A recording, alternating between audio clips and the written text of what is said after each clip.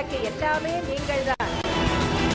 உங்களால் தான் நான், உங்களுக்காகவே நான்.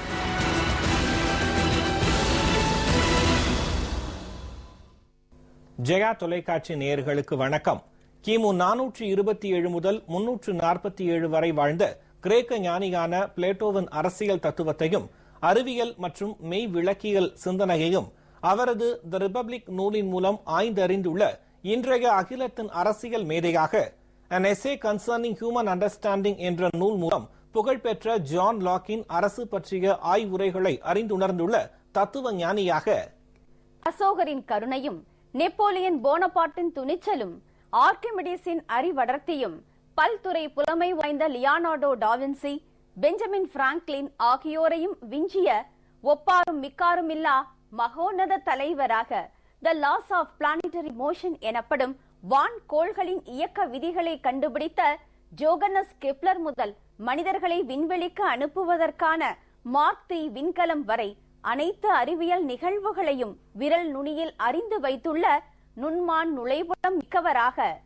ஐசக் நியூட்டன் நுண்கணிதம் எனப்படும் கால்குலஸை கண்டுபிடிப்பதற்கு முன்னோடியாக இருந்து பகுப்பாய்வு வடித கணிதம் என்ற அனாலிட்டிக்கல் ஜியோமெட்ரியை உருவாக்கிய ரெனே டெகார்டேயின் கூற்றை அறிந்து கொள்ளும் வகையில் மாணவர்களுக்கு கணித உபகரணங்களை விலையின்றி வழங்கி கணித புரட்சிக்கு வித்திட்ட கணித அறிஞராக நீரும் காற்றும் தனிமம் இல்லை என்பதை நிரூபித்து ரசாயனவியலின் வளர்ச்சிக்கு பெரும் பங்காற்றிய அந்துவான் லோரான் லாவாசியர் போன்று தமிழகத்தை இந்தியாவின் முன்னோடி மாநிலமாக மாற்ற புதிய கொள்கைகளை வகுத்து மாணவர்களை அறிவின் ஊற்றுகளாக உருவாக்கியுள்ள உன்னத தலைவராக கொலம்பியா, வெனிசுவேலா, ஈக்வடார், பெரு, பொலிவியா ஆகிய 5 தென் அமெரிக்க நாடுகளையும் ஸ்பானிய ஆதிக்கத்திலிருந்து விடுவித்த சைமன் பொலிவாரின் வீரத்திற்கு நிகரான வல்லமை படைத்த நெஞ்சுரமிக்க பேரரசியாக உணவு உற்பத்தி பெருக்கத்தை விஞ்சும் வகையில் மக்கள் தொகை பெருகி வருகிறது எனும் கருத்தை வெளியிட்ட Thomas Robert Malthus theory of surplus value என்ற உபரி மதிப்பு கோட்பாட்டை கூறிய கார்ல் மார்க்ஸ் ஆகியோருக்கு இணையான பொருளாதார மதிநுட்ப மிக்கவராக மக்களுக்காகவே அர்ப்பணிப்புடன் வாழும் ஆற்றலாளராக இன்னல்களையும் இடைஞ்சல்களையும் துன்பங்களையும் துயரங்களையும் அல்லல்களையும் அனாயாசமாக கடந்து தன்னம்பிக்கையுடன் எதையும் எதிர்கொள்ளும் துணிச்சலாளராக ஆழ்கடலின் அமைதியும் வான் நிலவின் தன்மையும் எரிமலையின் வெப்பமும் ஒருங்கே பெற்ற அதிசயமாக மக்களின் மனதில் மேருவாய் உயர்ந்துள்ள மாமனிதராக முதலமைச்சர் அம்மா அவர்கள் திகழ்கிறார். முதலமைச்சர் அம்மா அவர்கள் சட்டப்பேரவையில் 110 விதியின் கீழ் அரசு அலுவலர்களுக்கான குடும்ப நல நிதி உதவி திட்டத்தின் கீழ் வழங்கப்படும் உதவித்தொகை 3 லட்சம் ரூபாயாக உயர்த்தப்படுவது, குழு காப்பீட்டு திட்டம் உள்ளிட்ட பல்வேறு அறிவிப்புகளை வெளியிட்ட விவரங்களையும் முதலமைச்சர் அம்மா அவர்கள் சென்னை மாநகர் போக்குவரத்து கழக பேருந்துகளில் மூத்த குடிமக்கள் கட்டணமில்லாமல் பயணம் செய்யும் திட்டத்தை துவக்கி வைக்கும் அடையாளமாக 5 மூத்த குடிமக்களுக்கு கட்டணமில்லா பஸ் டோக்கன்கள் மற்றும் பேருந்து பயண அட்டைகளை வழங்கி திட்டத்தினை துவக்கி வைத்த தகவல்களையும் நீங்கள் அறிந்து கொள்ளும் வகையில் உருவாக்கப்பட்டுள்ளதுதான் இன்றைய முதலமைச்சர் நேரம் நிகழ்ச்சி.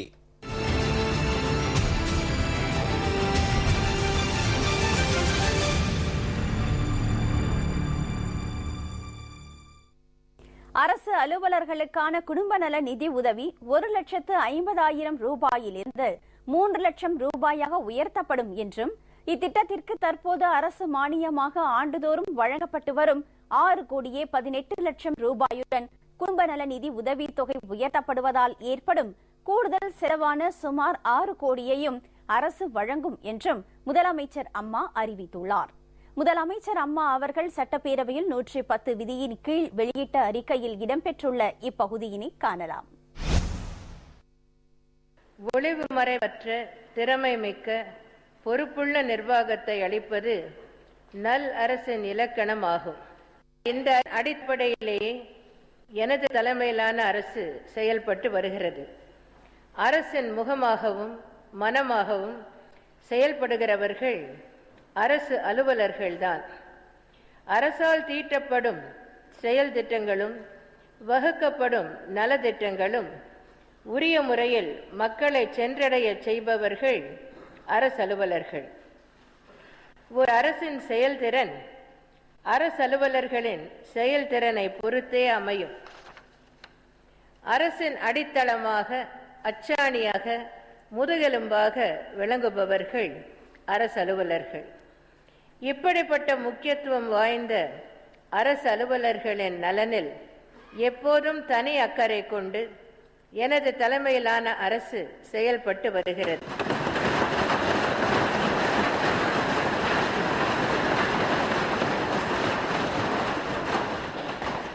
அரசு அலுவலர்கள் பணி தொடர்பாகவும் ஊதியம் மற்றும் ஓய்வூதியம் தொடர்பாகவும் பல்வேறு கோரிக்கைகள் விடுத்துள்ளனர். அரசு அலுவலர் சங்க பிரதிநிதிகளை அழைத்து பேசி அவர்களின் கோரிக்கைகளை ஆராயும்படி மூத்த அமைச்சர்கள் மற்றும் தலைமைச் செயலாளர், நிதித்துறை செயலாளர் ஆகியோருக்கு நான் உத்தரவிட்டிருந்தேன். அதன்படி அமைச்சர்கள் மற்றும் அதிகாரிகள் பல்வேறு அரசு அலுவலர் சங்கங்களின் பிரதிநிதிகளை அழைத்து பேசி உள்ளனர். அதன் அடிப்படையில் அரசு அலுவலர்களுக்கு பல்வேறு சலுகைகளை வழங்க எனது தலைமையிலான அரசு முடிவு செய்துள்ளது. குடும்ப நலநிதி. கடந்த 40 ஆண்டுகளாக அரசு அலுவலர்களுக்கு குடும்ப நலநிதி திட்டம் என்ற ஒரு திட்டம் செயல்படுத்தப்பட்டு வருகிறது. இத்திட்டத்திற்கு அரசு அலுவலர்களிடமிருந்து மாதந்தோறும் அவர்களது சம்பளத்திலிருந்து 30 ரூபாய் பிடித்தம் செய்யப்படுகிறது. இத்திட்டத்தின்படி பணிக்காலத்தில் அரசு அலுவலர் இறந்தால் அவரின் வாரிசுதாரருக்கு 1,50,000 ரூபாய் வழங்கப்படுகிறது. இந்த குடும்ப நலநிதி உதவியை உயர்த்த வேண்டும் என பல்வேறு சங்கங்கள் வேண்டுகோள் விடுத்துள்ளன. இதனை ஏற்று இத்திட்டத்தின் கீழ் வழங்கப்படும் உதவித்தொகை 3 லட்சம் ரூபாய் என உயர்த்தப்படும்.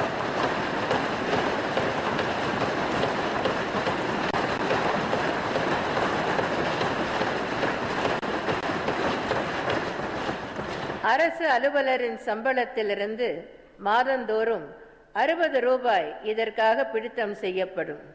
தற்போது இத்திட்டத்திற்கு அரசு மானியமாக ஆண்டுதோறும் 6,18,00,000 ரூபாய் வழங்கப்படுகிறது. குடும்ப நலநிதி உதவித்தொகை உயர்த்தப்படுவதால் ஏற்படும் கூடுதல் செலவான சுமார் 6 கோடி ரூபாயை அரசு வழங்கும்.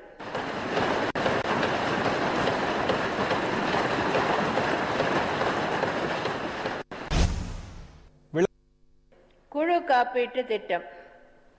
அரசு உதவி பெறும் அனைத்து கல்வி நிறுவனங்களில் பணிபுரியும் அலுவலர்கள் மற்றும் ஆசிரியர்கள், சத்துணவு பணியாளர்கள், உள்ளாட்சி அமைப்புகள் மற்றும் கிராம ஊராட்சிகளின் பணியாளர்கள் ஆகியோருக்கு குழு காப்பீட்டு திட்டம் செயல்படுத்தப்பட்டு வருகிறது. ஆயுள் காப்பீட்டு நிறுவனத்தால் செயல்படுத்தப்பட்டு வரும் இத்திட்டத்திற்கு காப்பீட்டு தொகையாக அரசு அலுவலர்களிடமிருந்து 30 ரூபாய் மாதந்தோறும் பிடித்தம் செய்யப்படுகிறது. சராசரியாக ஆண்டொன்றுக்கு 15 கோடி ரூபாய் அலுவலர்களிடமிருந்து காப்பீட்டு தொகை பங்களிப்பாக பெறப்படுகிறது. ஆயுள் காப்பீட்டு நிறுவனத்திற்கு சராசரியாக செலுத்தப்படும் காப்பீட்டு பிரீமியம் தொகை 37 கோடி ரூபாய் ஆகும். அதாவது அரசு அலுவலர்களின் பங்களிப்பு நீங்கலாக இத்திட்டத்திற்கு அரசு ஆண்டொன்றுக்கு 22 கோடி ரூபாய் வழங்கி வருகிறது. இந்த குழு காப்பீட்டு திட்டத்தின் கீழ் வழங்கப்படும் காப்பீட்டு தொகை 1,50,000 ரூபாயிலிருந்து 3 லட்சம் ரூபாயாக உயர்த்தப்படும்.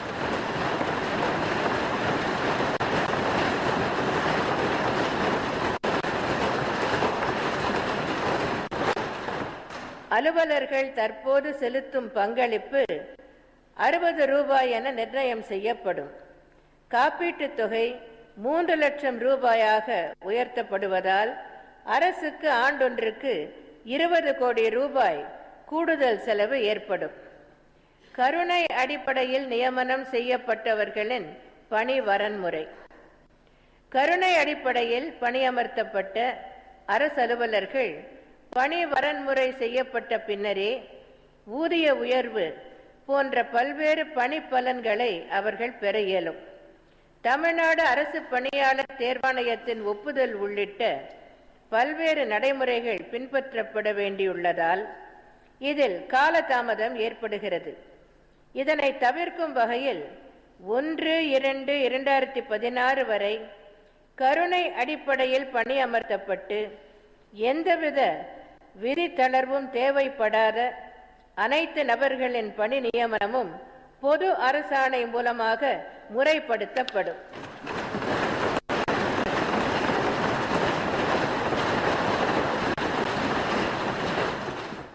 தமிழ்நாடு அரசு பணியாளர் தேர்வாணையத்தின் ஒப்புதல் பெறப்பட வேண்டிய பதவிகளுக்கு பொதுவான அரசாணை வெளியிடப்பட்ட பின்னர் ஆணையத்தின் ஒப்புதல் பெறப்படும். விதி தளர்வு தேவைப்படும் அலுவலர்களை பொறுத்தவரையில் தமிழ்நாடு அரசு பணியாளர் தேர்வாணையத்தின் ஒப்புதல் பெற்று விதிகளை தளர்வு செய்வதற்கான அரசாணைகள் வெளியிடப்படும். தமிழ்நாடு அரசு பணியாளர் தேர்வாணையத்தின் ஒப்புதல் பெறப்படும் வரையில் அவர்களை தற்காலிக அரசு அலுவலர்களாக கருதி அவர்களுக்கு ஆண்டு ஊதிய உயர்வு வழங்க வகை செய்யப்படும்.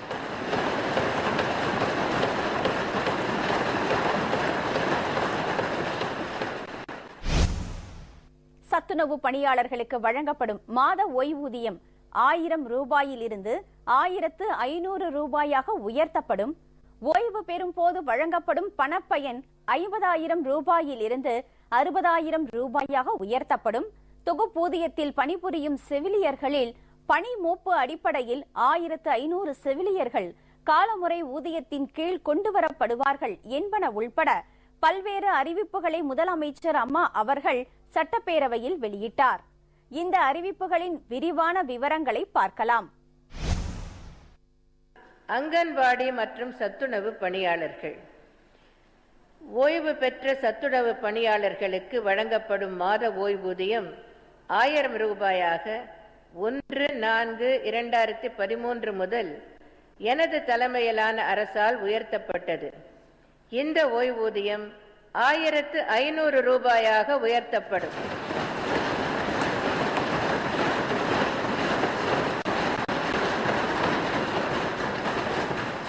$39,809 ஓய்வு பெற்ற அங்கன்வாடி பணியாளர்கள், 47,064 ஓய்வு பெற்ற சத்துணவு பணியாளர்கள் என மொத்தம் 86,873 பணியாளர்கள் இதனால் பயன்பெறுவார்கள். இதனால் அரசுக்கு ஆண்டுதோறும் 51,13,00,000 ரூபாய் கூடுதல் செலவு ஏற்படும். சத்துணவு பணியாளர்கள் ஓய்வு பெறும்போது வழங்கப்படும் பணப்பயன் 50,000 ரூபாயிலிருந்து 60,000 ரூபாயாக உயர்த்தப்படும்.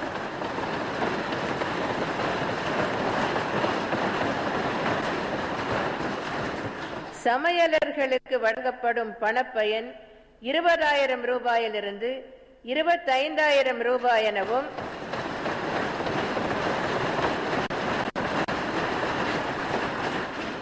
சமையல் உதவியாளர்களுக்கு வழங்கப்படும் பணப்பயன் 20,000 ரூபாயிலிருந்து 25,000 ரூபாய் எனவும் உயர்த்தப்படும்.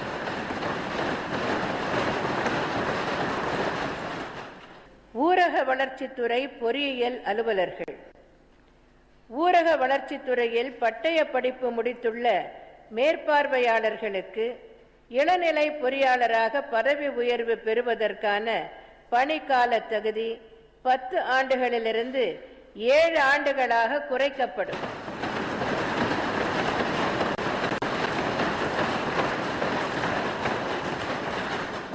பொறியியல் பட்டப்படிப்பு முடித்துள்ள மேற்பார்வையாளர்களுக்கு இப்பணிக்கால தகுதி 5 ஆண்டுகளிலிருந்து 4 ஆண்டுகளாக குறைக்கப்படும்.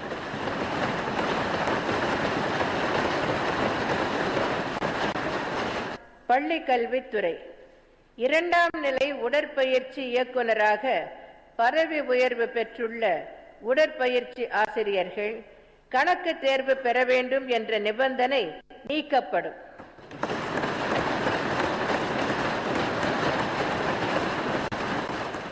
மக்கள் நல்வாழ்வுத்துறை. அரசு மருத்துவக் கல்லூரி மருத்துவமனைகளில் இணை பேராசிரியர்களாக பணிபுரியும் 157 மருத்துவர்களுக்கு பேராசிரியர் பதவி உயர்வு வழங்கப்படும்.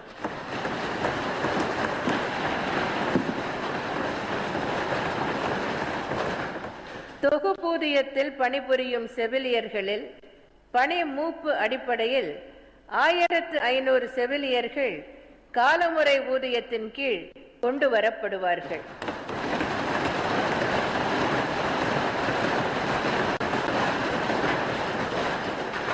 பணி மூப்பு அடிப்படையில் 605 கிராம சுகாதார செவிலியர்களுக்கு துறை சுகாதார செவிலியர்களாக பதவி உயர்வு வழங்கப்படும்.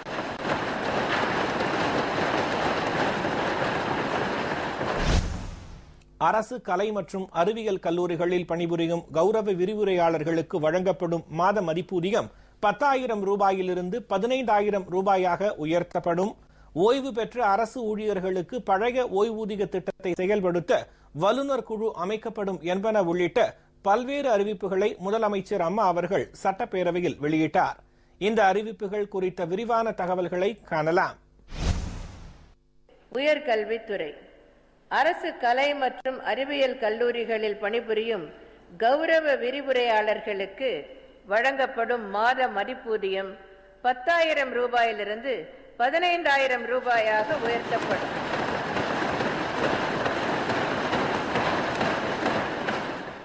தமிழ்நாடு நிர்வாக தீர்ப்பாயம் அரசு அலுவலர்கள் பணி சார்ந்த வழக்குகளை நிர்வாக தீர்ப்பாயத்தில் தொடுத்து வந்தனர். தற்போது இந்த ஆணையம் இல்லாத காரணத்தால் இந்த வழக்குகள் உயர்நீதிமன்றத்தில்தான் தொடுக்கப்படுகின்றன. அரசு அலுவலர்களின் வழக்குகளை விசாரிக்க நிர்வாக தீர்ப்பாயம் ஏற்படுத்தப்பட வேண்டும் என அரசு அலுவலர்கள் கோரிக்கை விடுத்துள்ளனர். இதனை ஏற்று நிர்வாக தீர்ப்பாயம் மீண்டும் ஏற்படுத்தப்படும்.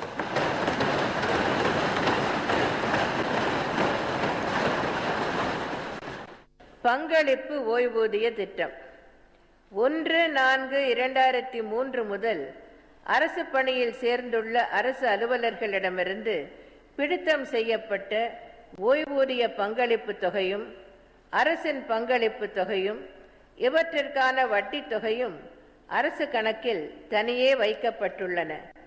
பங்களிப்பு ஓய்வூதிய திட்டத்தின் கீழ் பணி ஓய்வு பெற்றவர்கள் மற்றும் இறந்தவர்களின் வாரிசுதாரர்கள் ஆகியோருக்கு வழங்கப்பட வேண்டிய தொகை உடனடியாக வழங்கப்படும்.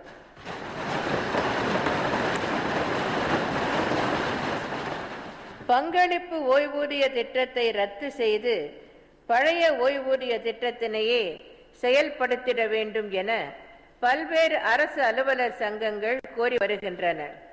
இந்த கோரிக்கை குறித்து தீவிரமாக ஆராயப்பட வேண்டும். எனவே இது பற்றி ஆராய்ந்து அரசுக்கு பரிந்துரைக்க வல்லுநர் குழு ஒன்று அமைக்கப்படும். அந்த வல்லுநர் குழுவின் அறிக்கையின் அடிப்படையில் தக்க முடிவு எடுக்கப்படும். ஊதிய விகிதங்கள் தொடர்பான கோரிக்கைகள். ஊதிய விகிதங்களை மாற்றியமைத்தல், தொகுப்பூதியத்தின் கீழ் பணிபுரியும் பணியாளர்களை காலமுறை ஊதியத்தின் கீழ் கொண்டு வருதல், சிறப்பு காலமுறை ஊதியம் பெற்று வருவோருக்கு முறையான காலமுறை ஊதியம் வழங்குதல் போன்றவை குறித்து பல்வேறு கோரிக்கைகள் பெறப்பட்டுள்ளன. இக்கோரிக்கைகள் பல்வேறு அரசு அலுவலர்களின் ஊதிய விகிதங்களை ஒப்பிட்டு அவர்களின் ஹயரார்கி, அதாவது அதிகார நிலை மற்றும் துறைகளின் பேரிட்டி, அதாவது ஒப்புநிலை ஆகியவற்றை கருத்தில் கொண்டு பரிசீலிக்கப்பட வேண்டும். எனவே இத்தகைய கோரிக்கைகளை ஊதிய குழுவே பரிசீலிக்க இயலும் என்பதால் இந்த கோரிக்கைகள் அனைத்தும் எதிர்வரும் ஊதிய குழு மூலம் பரிசீலிக்கப்படும்.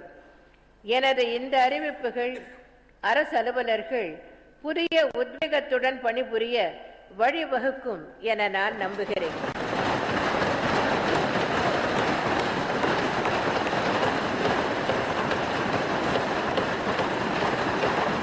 சென்னை மாநகர் போக்குவரத்து கழக பேருந்துகளில் மூத்த குடிமக்கள் கட்டணமில்லாமல் பயணம் செய்யும் திட்டத்தை துவக்கி வைக்கும் அடையாளமாக 5 மூத்த குடிமக்களுக்கு கட்டணமில்லா பஸ் டோக்கன்கள் மற்றும் பேருந்து பயண அட்டைகளை வழங்கி திட்டத்தினை துவக்கி வைத்தார்.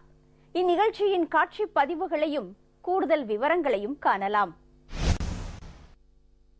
மூத்த குடிமக்களுக்கு அரசு பேருந்தில் பயணம் செய்ய கட்டணமில்லா பஸ் பாஸ் வழங்கப்படும் என்ற தேர்தல் வாக்குறுதியை நிறைவேற்றும் வகையில் முதற்கட்டமாக சென்னை மாநகர பேருந்துகளில் மூத்த குடிமக்கள் கட்டணமின்றி பயணம் செய்யும் வகையிலான திட்டம் செயல்படுத்தப்படும் என்று முதலமைச்சர் செல்வி ஜெயலலிதா 18/2/2016 அன்று சட்டப்பேரவையில் அறிவித்தார். அதன்படி சென்னை மாநகர் போக்குவரத்து கழக பேருந்துகளில் மூத்த குடிமக்கள் கட்டணமில்லாமல் பயணம் செய்யும் திட்டத்தை துவக்கி வைக்கும் அடையாளமாக 5 மூத்த குடிமக்களுக்கு கட்டணமில்லா பஸ் டோக்கன்கள் மற்றும் பேருந்து பயண அட்டைகளை முதலமைச்சர் செல்வி ஜெயலலிதா 20/2/2016 அன்று வழங்கி திட்டத்தினை துவக்கி வைத்தார். இத்திட்டத்தின்படி 60 வயதிற்கு மேற்பட்ட மூத்த குடிமக்கள் குளிர்சாதன வசதி இல்லாத சென்னை மாநகர் போக்குவரத்து கழகத்தின் அனைத்து பேருந்துகளிலும் கட்டணமில்லாமல் பயணம் செய்யலாம். இதற்கென மாதத்திற்கு 10 டோக்கன்கள் வழங்கப்படும். பேருந்து நடத்துனரிடம் இந்த டோக்கன்களை கொடுத்து கட்டணம் ஏதுமில்லாமல் மூத்த குடிமக்கள் பயணம் செய்யலாம். இந்த திட்டத்தை பயன்படுத்திக் கொள்ள விளைவோர் இதற்கான விண்ணப்ப படிவத்தை சென்னை மாநகர் போக்குவரத்து கழக இணையதளமான www.mtcbus.org என்ற முகவரியில் பதிவிறக்கம் செய்து கொள்ளலாம். அல்லது இந்த விண்ணப்பங்களை சென்னை மாநகர் போக்குவரத்து கழக இணையதளத்தில் குறிப்பிடப்பட்டுள்ள பஸ் டெப்போக்களிலும் பெற்றுக் கொள்ளலாம். இதற்கான விண்ணப்பத்தை எப்போது வேண்டுமானாலும் மூத்த குடிமக்கள் அளிக்கலாம். விண்ணப்பங்கள் கொடுப்பதற்கென கடைசி தேதி என்று எதுவும் நிர்ணயம் செய்யப்படவில்லை. பூர்த்தி செய்யப்பட்ட விண்ணப்பங்களை சம்பந்தப்பட்ட பஸ் டெப்போக்களில் கொடுத்து அடையாள அட்டை மற்றும் டோக்கன்களை பெற்றுக் கொள்ளலாம். எந்தெந்த பஸ் டெப்போக்களில் இந்த வசதி செய்யப்பட்டுள்ளது என்ற விவரம் சென்னை மாநகர் போக்குவரத்து கழக இணையதளத்தில் வெளியிடப்பட்டுள்ளது. சென்னை மாநகர் போக்குவரத்து கழக பேருந்துகளில் மூத்த குடிமக்கள் கட்டணமில்லாமல் பயணம் செய்யும் திட்டத்தை தொடங்கி வைத்துள்ள முதலமைச்சர் அம்மா அவர்களுக்கு பேருந்து பயண டோக்கன்கள் மற்றும் பஸ் பாஸை பெற்றுக் கொண்டோர் நெஞ்சார்ந்த நன்றி தெரிவித்துள்ளனர். எனக்கு வயசு 62. அம்மா கையால் இலவச பஸ் பாஸ் கொடுத்துருக்காங்க. என்ன மாதிரி இருக்கிறவங்களுக்கு அது எல்லாருக்கும் நல்ல யூஸாக இருக்குது. அதனால் அம்மாவுக்கு அவங்களுக்கு கோடியான கோடி நன்றி. வயசு 71. அம்மா எனக்கு முதியோர் ஃப்ரீ பாஸு கொடுத்துருக்குறாங்க. அம்மாவுக்கு ரொம்ப ரொம்ப நன்றி. எனக்கு வயது 61. அம்மா இன்று எனக்கு இலவச பஸ் பாஸ் வழங்கியதில் பெருமகிழ்ச்சி அடைகிறேன். அம்மாவுக்கு கோடான கோடி நன்றி. எனக்கு வயசு 63. அம்மா இலவச பஸ் பாஸ் வழங்கினாங்க. இந்த பஸ் பாஸ் எங்களுக்கு பயனுள்ளதாக இருக்கும். அம்மாவுக்கு நன்றி.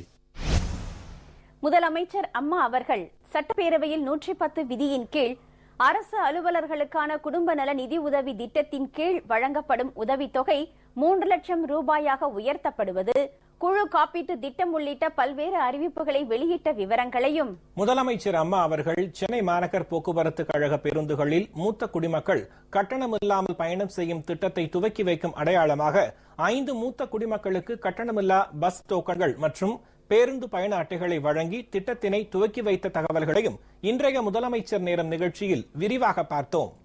அடுத்த முதலமைச்சர் நேரம் நிகழ்ச்சியில் முதலமைச்சர் அம்மா அவர்களின் தலைமையிலான அஇஅதிமுக அரசின் முன்னோடி திட்டங்கள் குறித்து பார்ப்போம். நன்றி, வணக்கம்.